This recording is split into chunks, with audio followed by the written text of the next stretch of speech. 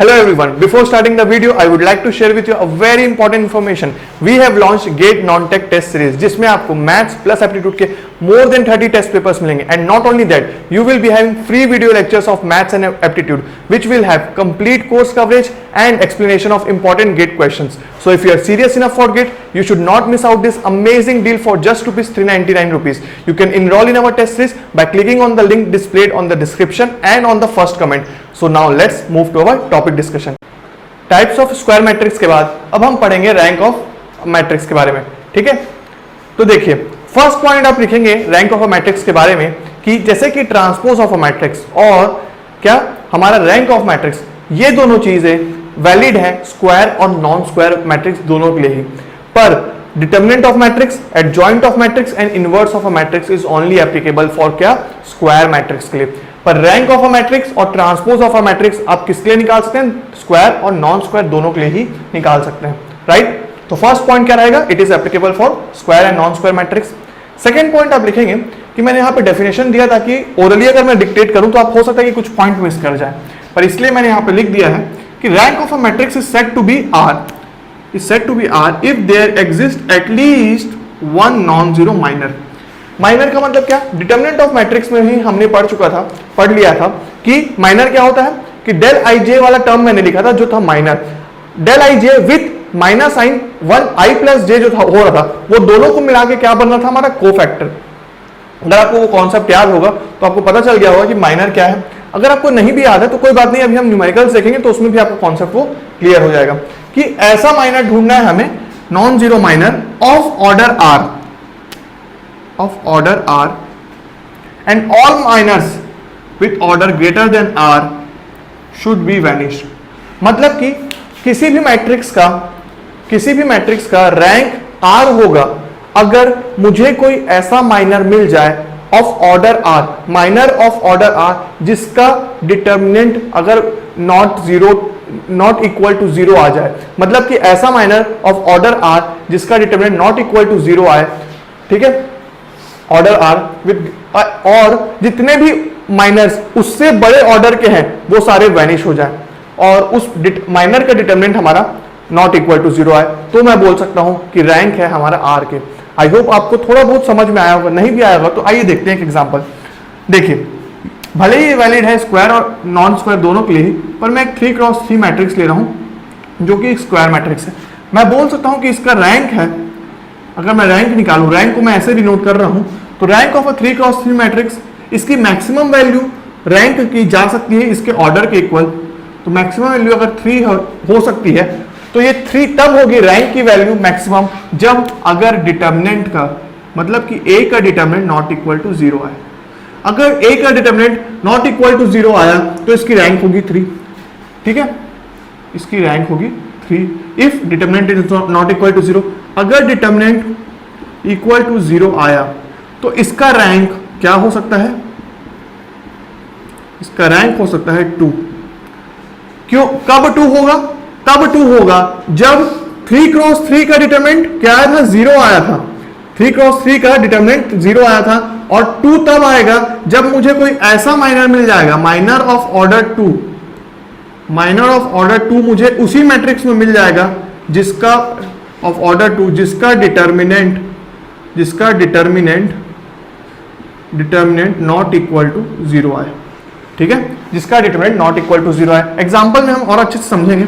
अगर तब भी मेरा डिटर्मिनेंट जीरो आता है, कोई भी माइनर मुझे ऑफ ऑर्डर 2 नहीं मिलता है जिसका determinant not equal to zero आ रहा है, तो लास्ट केस में हमारा क्या हो सकता है कि एल्स रैंक क्या होगा?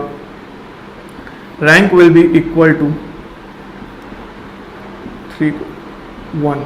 ठीक है, ये लास्ट पॉसिबिलिटी है कि तब हमारा लास्ट में हमारा रैंक जो आएगा वो 1 के इक्वल होगा. अब आप पूछेंगे सर जीरो भी तो हो सकता है. बेशक जीरो भी हो सकता है लास्ट केस कि ये जो जीरो है 3x3 मैट्रिक्स का रैंक जीरो भी हो सकता है. पर ये जीरो तभी पॉसिबल हो सकता है जब वो 3x3 मैट्रिक्स कैसा हो? नल मैट्रिक्स हो. ठीक है, तो rank of a null matrix मतलब कि क्या? नल मैट्रिक्स आपको याद होगा कि अगर मैं ऐसा कोई मैट्रिक्स लूं जिसके सारे एलिमेंट्स जीरो हो, तो इसी मैट्रिक्स का, सिर्फ और सिर्फ इसी मैट्रिक्स का रैंक आ सकता है 0। बाकी अगर चाहे कोई भी मैट्रिक्स हो तो उसका एटलीस्ट रैंक तो 1 आएगा ही। अगर वो रैंक नल मैट्रिक्स है तभी उसका रैंक 0 आएगा। तो ये था हमारा, एक तरीके से आपको थोड़ा बहुत अब खेल समझ में आने लग गया होगा। अगर मैं डायरेक्टली लिखूं कि समराइज करूं इस पूरे पॉइंट को, तो मैं क्या देखना चाह रहा हूं। देखिए डिटरमिनेंट हम थोड़ा सा ही पहले पढ़ के आए हैं कि डिटरमिनेंट कैसे निकालना है। डिटरमिनेंट में हम डिपेंडेंसी देखते थे, कुछ प्रॉपर्टीज देखे थे, उसी को बस रिकॉल करना है और रैंक निकालना है। तो ठीक है, जैसे ही हमें कोई भी मैट्रिक्स मिलता है, खास करके स्क्वायर मैट्रिक्स, तो मैं क्या करूंगा, मैं डायरेक्टली उस मैट्रिक्स का, अगर मेरे पास कोई स्क्वायर मैट्रिक्स आता है of order n cross n, तो डायरेक्टली मैं क्या चेक करूंगा, उसका डिटरमिनेंट चेक करूंगा। अब दो केस पॉसिबल है कि अगर उसका डिटरमिनेंट इक्वल टू 0 आ जाए और दूसरा नॉट इक्वल टू 0 आ जाए। ठीक है, अगर नॉट इक्वल टू 0 आ गया तो उसका जो रैंक होगा वो उसके ऑर्डर के इक्वल होगा, n के इक्वल होगा। अगर नॉट इक्वल टू 0 आ गया उस मैट्रिक्स का डिटरमिनेंट, तो रैंक होगा उसके ऑर्डर के इक्वल। और जो ये केस होगा, अगर रैंक ऑर्डर के इक्वल आ गया तो उसे हम बोलेंगे फुल मैट्रिक्स। वैसे मैट्रिक्स को बोलेंगे फुल मैट्रिक्स। और दूसरा केस मैं ये बोलना चाह रहा हूं कि अगर डिटरमिनेंट 0 आ गया उस मैट्रिक्स का, तो हम क्या करेंगे, उसका मैट्रिक्स का अब क्या पॉसिबल ले सकता है वो, n-1 ले सकता है, n-2 ले सकता है और n-3 ले सकता है, एंड सो ऑन। ठीक है, ऐसे वैल्यूज ले सकता है रैंक की, उसका रैंक इनमें से कुछ हो सकता है।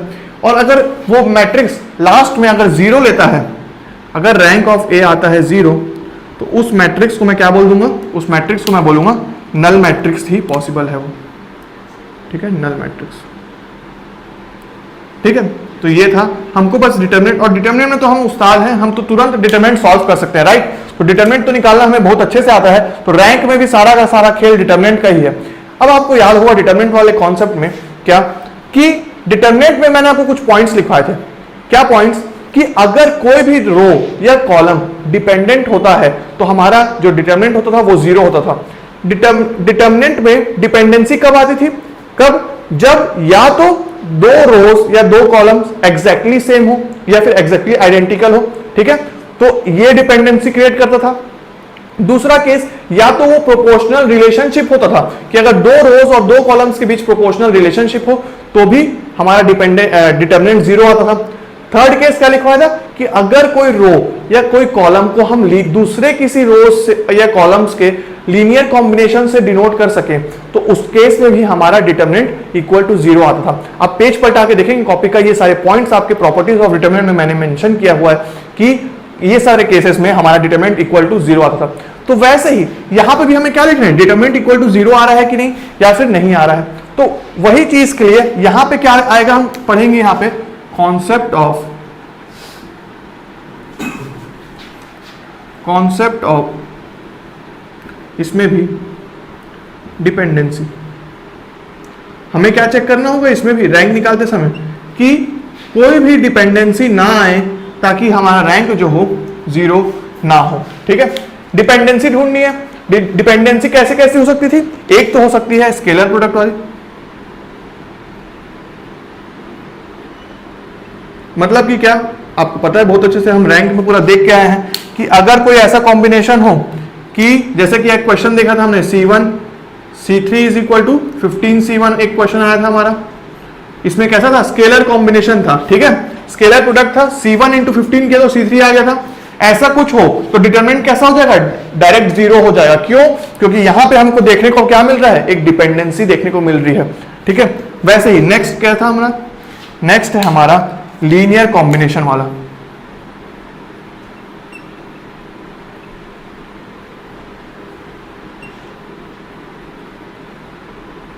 लीनियर कॉम्बिनेशन वाला क्या मतलब, कि अगर कोई ऐसा डिटरमिनेंट, मतलब मैट्रिक्स जिसमें R1 is equal to R2 plus R3 आ जाए, या तो फिर C1 is equal to C2 plus C3, ऐसा कुछ भी कॉम्बिनेशन या हमको लीनियर कॉम्बिनेशन देखने को मिले, तो हम क्या बोल सकते हैं कि वहां पे एक डिपेंडेंसी एग्जिस्ट करेगी जो पूरे के पूरे मैट्रिक्स के डिटरमिनेंट को क्या बना देगी, 0। ठीक है। तो अब खेल देखिए, पहले हमारा पॉइंट चालू हुआ था यहां से, अब धीरे धीरे हमारा खेल किधर बढ़ते जा रहा है, डिपेंडेंसी के ऊपर बढ़ते आ रहा है। डिपेंडेंसी मतलब क्या, हमको ढूंढना है डिपेंडेंसी उस मैट्रिक्स में। तो मैं क्या ये बोल सकता हूं कि हमारे पास रैंक का नया डेफिनेशन आने वाला है। यहां पे हमारा बात किस के ऊपर हो रहा था, माइनर्स के ऊपर हो रहा था। माइनर के ऊपर से शिफ्ट होते हुए नया हमारे पास डेफिनेशन आ रहा है रैंक का, कि rank of a matrix is equal to, rank of a matrix आप अपने कॉपी में लिखेंगे, ये सारे पॉइंट्स लिखने के बाद, is equal to, matrix is equal to maximum number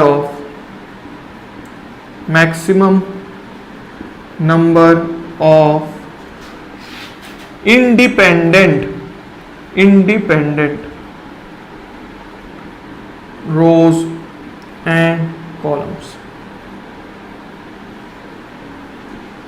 देखिए अब यहां पे दो चीज आप नोटिस करेंगे कि यहां पे एक टर्म है इंडिपेंडेंट, दूसरा चीज ये एंड इसलिए मैंने लिखा है कि मान लीजिए एक 3x3 का मैट्रिक्स है जिसमें से एक रो डिपेंडेंट है, तो हमारे पास कितने रो बचेंगे इंडिपेंडेंट वाले, 2 रो बचेंगे इंडिपेंडेंट।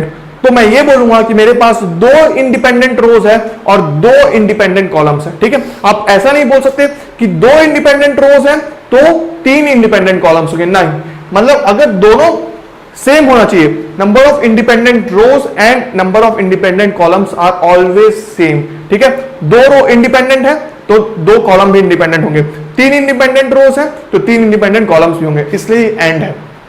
और जैसे कि मैंने बोला कि मुझे अगर ऐसा कुछ डिपेंडेंसी मिलता है तो मैं क्या बोलूंगा, ये सारी डिपेंडेंसी को हटाने के बाद जो जितने रोज और कॉलम मतलब कि कैसे इंडिपेंडेंट होंगे वो मेरे किसके इक्वल होंगे, रैंक के।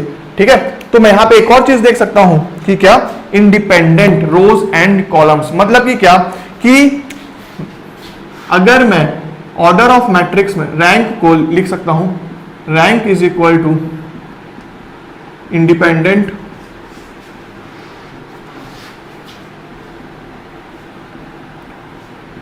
रोज एंड कॉलम्स। और ये कब आएंगे हमारे पास, कि अगर कोई matrix, order of that matrix, order मतलब कि क्या, अगर मैं मैक्सिमम ऑर्डर लूं, मैक्सिमम ऑर्डर उस मैट्रिक्स का माइनस क्या, सारी डिपेंडेंसीज को हटा दूं, तो मेरे पास क्या आ जाएगा, मेरे पास आ जाएगा नंबर ऑफ इंडिपेंडेंट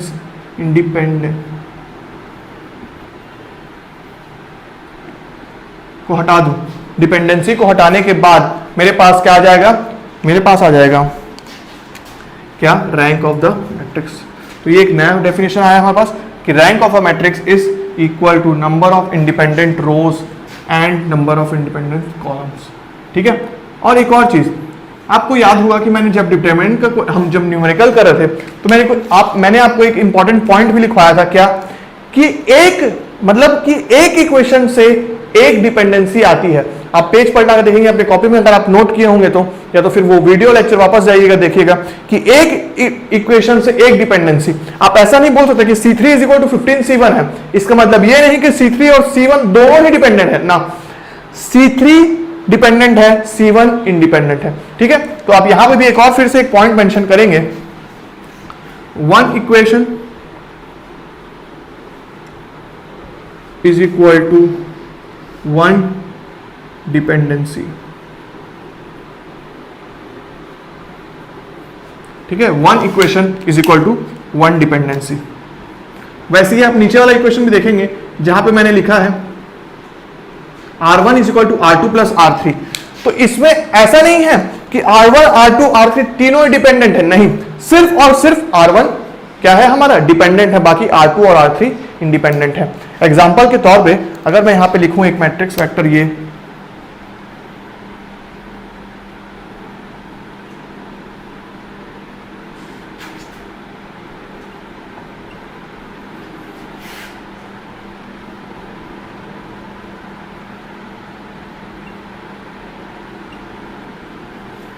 ठीक है, राइट।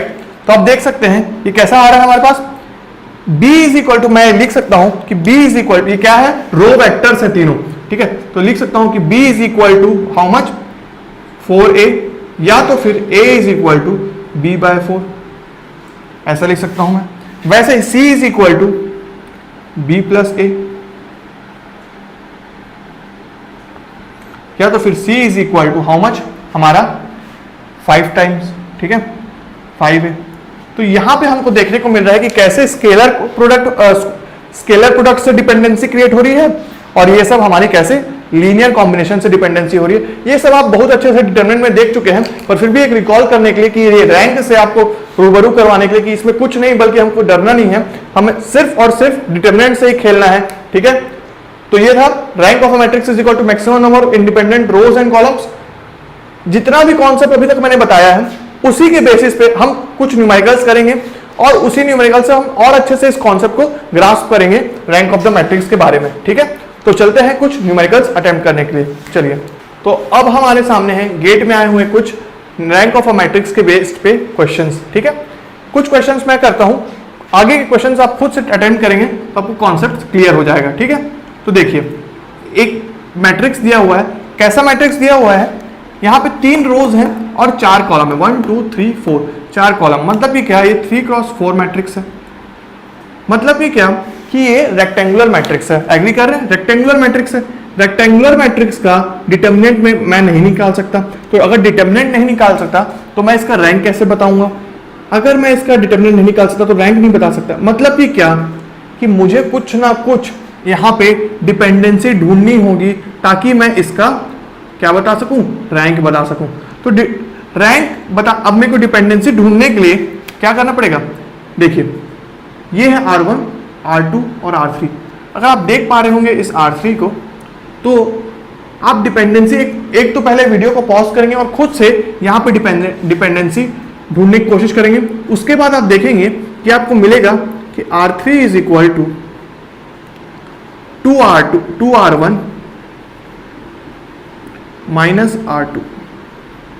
अगर ये डिपेंडेंसी लीनियर, ये कैसा डिपेंडेंसी है? लीनियर कॉम्बिनेशन वाला डिपेंडेंसी। देखिए, 2 6 12 minus 2 minus 2 that is equal to 14, 2 into 0 0 minus R2 minus 14, ठीक है। 2 4 8 माइनस 8 0, 2 4 8 माइनस 18 माइनस 10। तो यहां पे मुझे ये डिपेंडेंसी मिल रही है। मतलब कि क्या?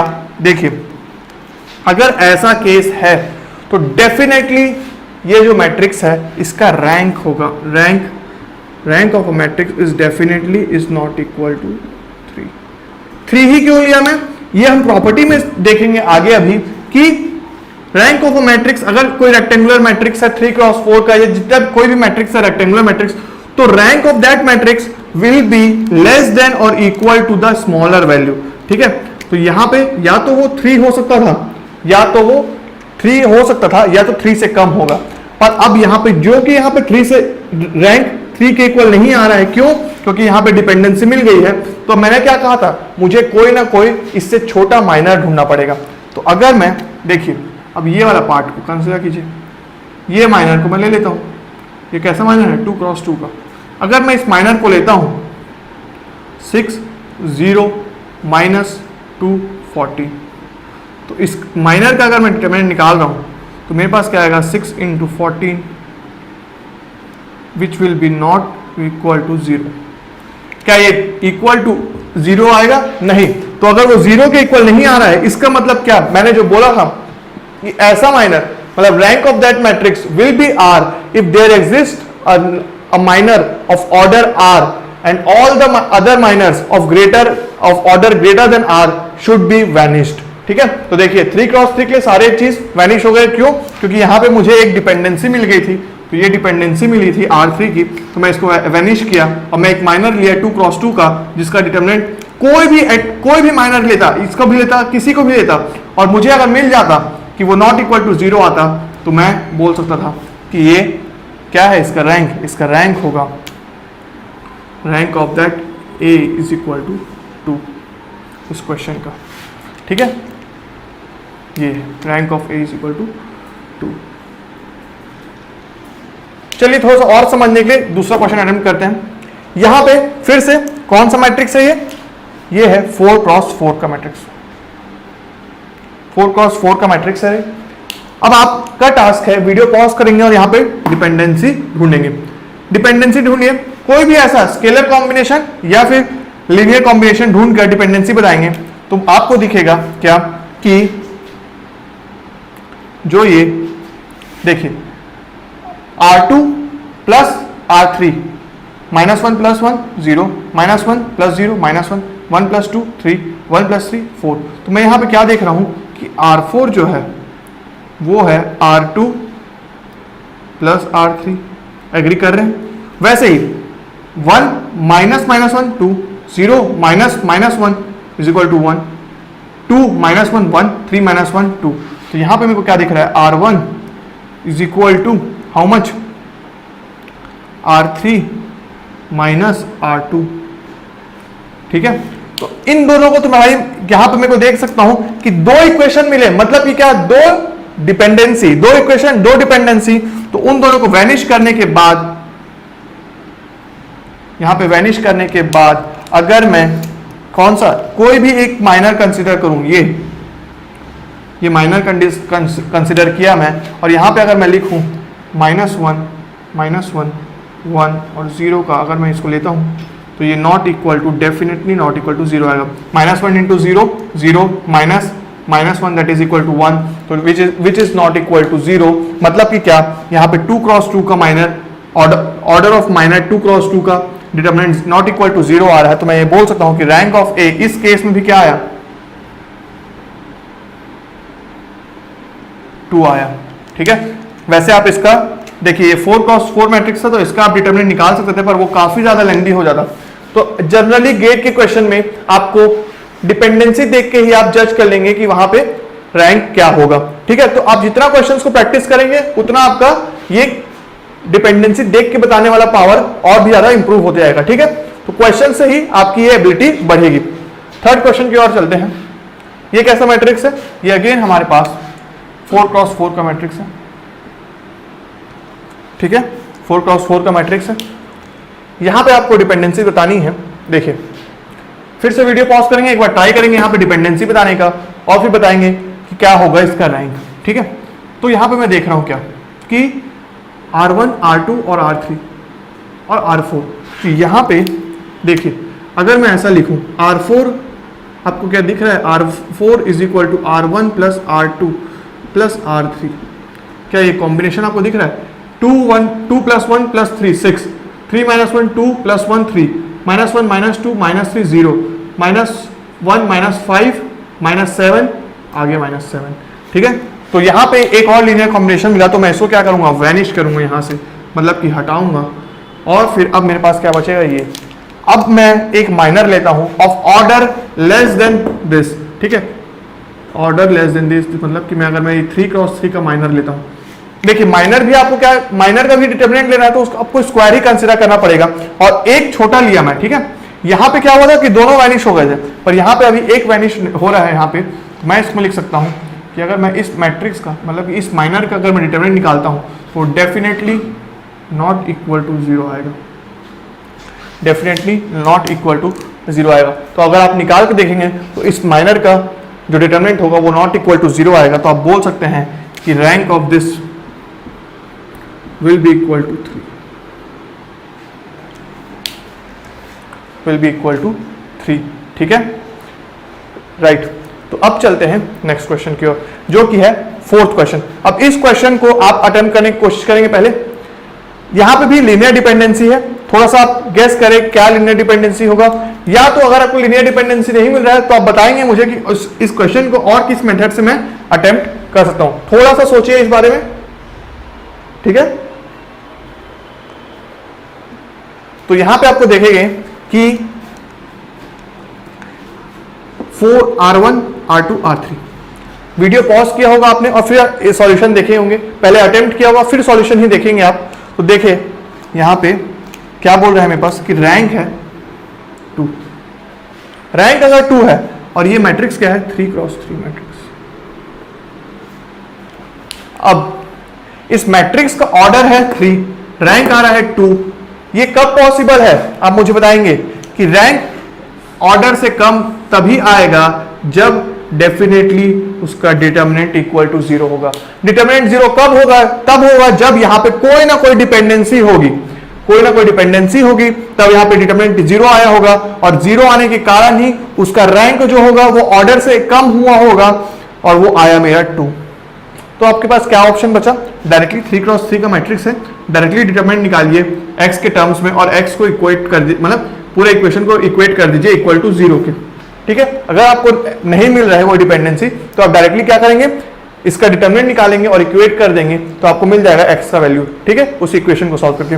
नेक्स्ट क्या देख सकते हैं, अगर आप यहाँ पे रिलेशनशिप कि ये R1 R2 और R3, तो मैं क्या ये देख पा रहा हूँ R3 is equal to R1 plus R2 का डिपेंडेंसी, राइट।